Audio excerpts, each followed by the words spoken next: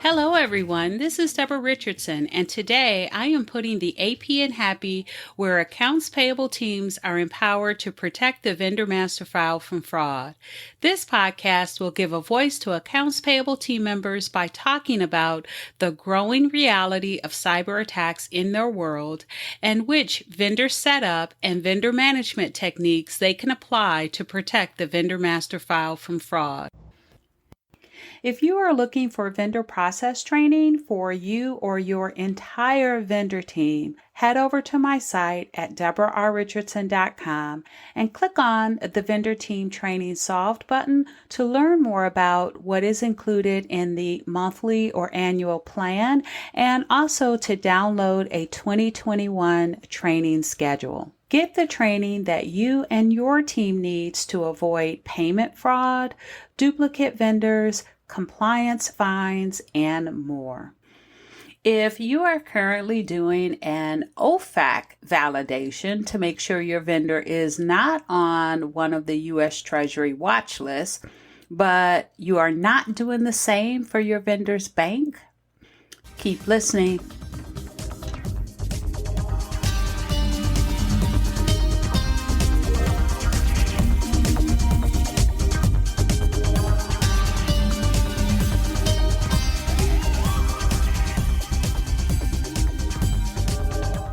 Welcome to episode 147. Use TINCheckcom to validate your vendor's bank is not on a sanctions list.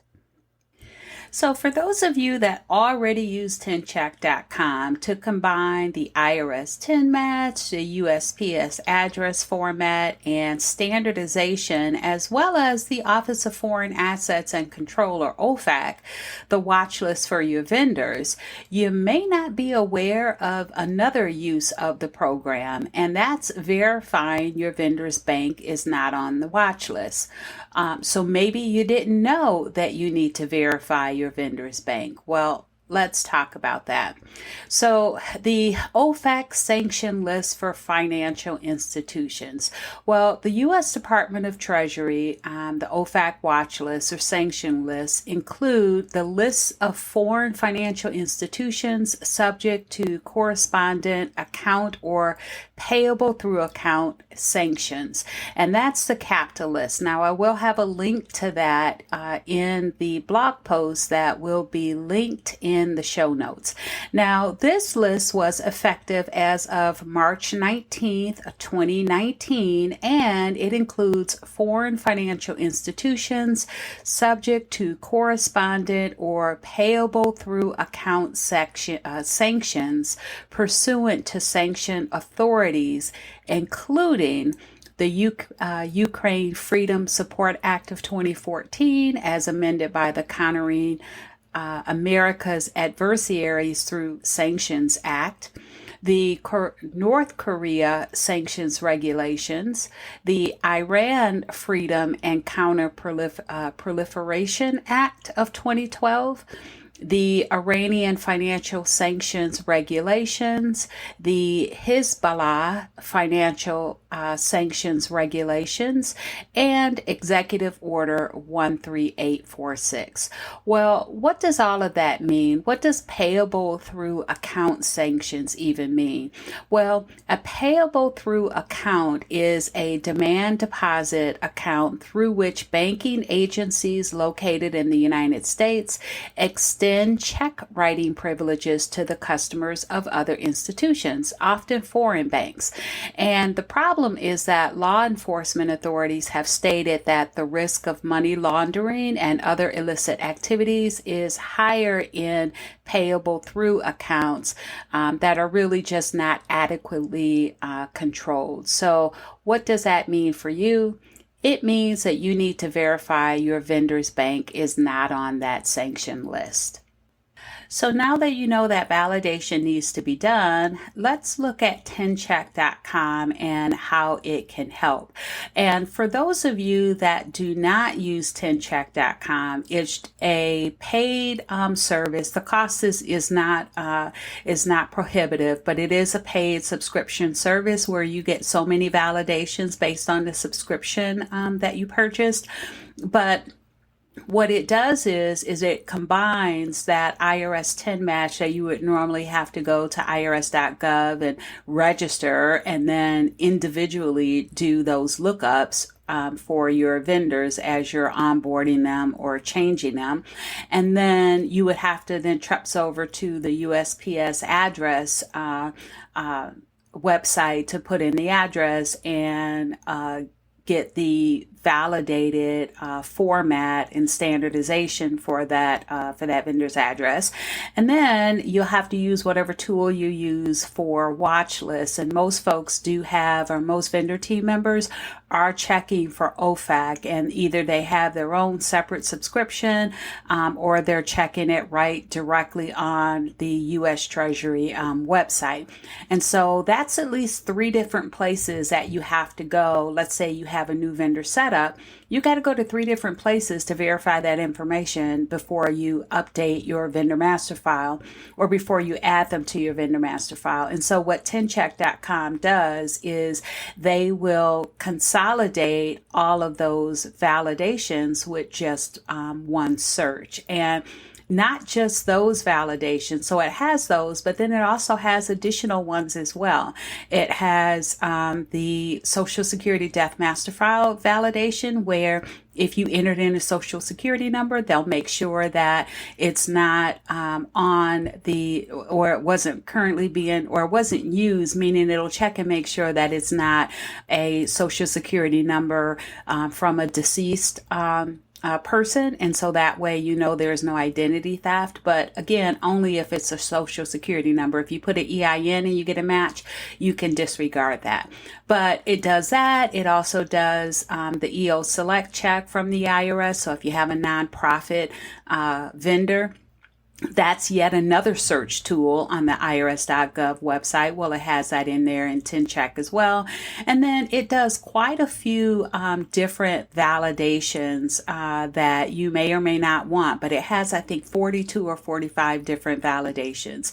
So TINCheck does consolidate many of the separate steps for validations that you would normally do, and really just consolidates it into one.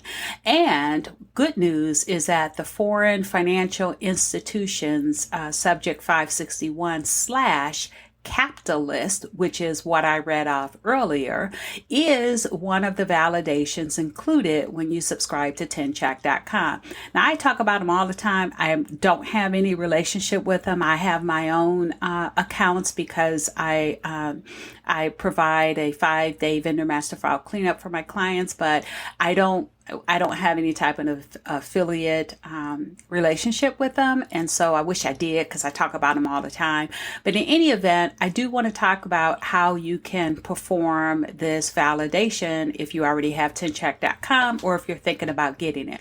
So if you think you can't perform this validation on TINCheck.com, or you've never thought about it, well, the good news is you can, and it's easy. So once you validate your vendor's tax ID, legal name, and address like normal, you would come back up there, hit clear, that resets the form, and then only enter in your vendor's bank name and put that right in the company name, which is the last name field.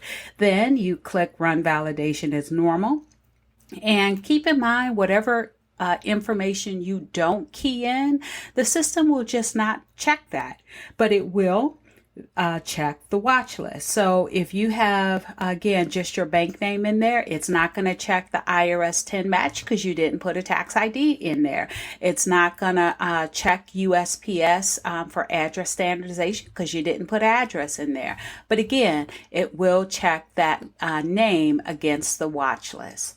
Now, once you run or click Run Validation, it's going to show all of the validations that it checked. And hopefully, those validations that are in the bottom piece, it's after the TIN, it's after the GIN, it's after the USPS address validation. It's that list of hopefully all green validations, that very long list that identifies all of the watch lists and a couple other ones that it verifies or validates against. Well, the 11th on the list is the foreign financial institutions, subject 561/CAPTA list.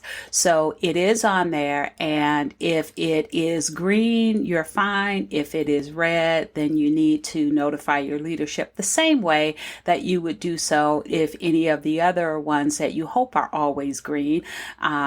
If they are red, you would notify your leadership for that. And so TINCheck.com does provide that validation. And while you can't see it here through the podcast, I do have a visual of keying in Bank of America as an example. And then I also have the results where I highlighted the 11th validation, which is that sanction list.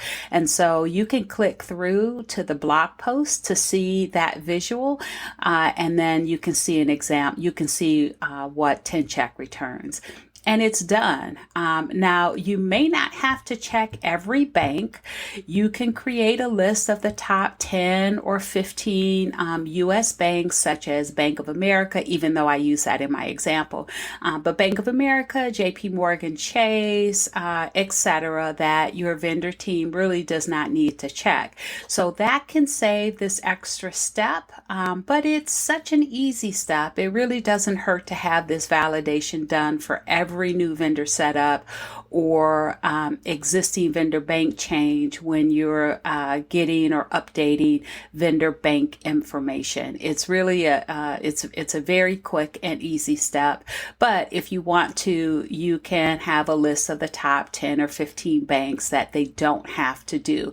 But if they have to do them all, it gets them in the routine, and in your desktop procedures, it can just be what's done every time they have a new vendor with banking, or they're changing existing banking. Just saying. All right, so if you want to get help with those TINCheck.com validations, again, there are 45 different validations, and I will tell you that no one that I come in contact with really knows what all of those validations are. And not only that, they don't know what happens when, or what to do when those validations are red versus green. And so in the example I had with the bank, for any validation you run through TINCheck.com, if you get all of those that are green, all the validations are green, that's ideal. But again, what happens when the green or the good validations turn red, where they found matches? Does your vendor team know what to do? Or for that matter, if it even matters, that validation or watch list or whatever they're checking against, does it even matter for your company or your industry? And so I found that was one of the frequently asked questions that I was getting all the time. And so I created a training on TINCheck.com validations, and that covers the individual lookups, and then it also covers the bulk TIN match or the bulk file results that you get, because with the bulk upload, just the same way you can do with the IRS TIN match on the IRS site, you can do a bulk upload. You can do the same thing on TINCheck.com. It's going to check the IRS TIN match, and then it will also do all of the watch lists as well. And so you get all of that back in the bulk file results. And so I talk about both ways, individual lookup and bulk file results. And So I will have a link in the blog post to get more information on that training. I actually do that training every month. It's either the third or the fourth Wednesday of every month. So if you miss it this month, you can always sign up for next month. And I think I'll keep doing that because there's a lot of interest in it. Because again, no one ever knows what to do with those validations if they come back as red. So thanks everyone. I hope you enjoyed the 147th episode of the Putting the AP in Happy podcast, where accounts payable teams are empowered to protect the vendor master file from fraud. Don't forget to check the show notes for the links mentioned in the podcast. If you enjoyed this episode, consider subscribing and writing a review of my podcast on the platform that you use to listen. Stay happy.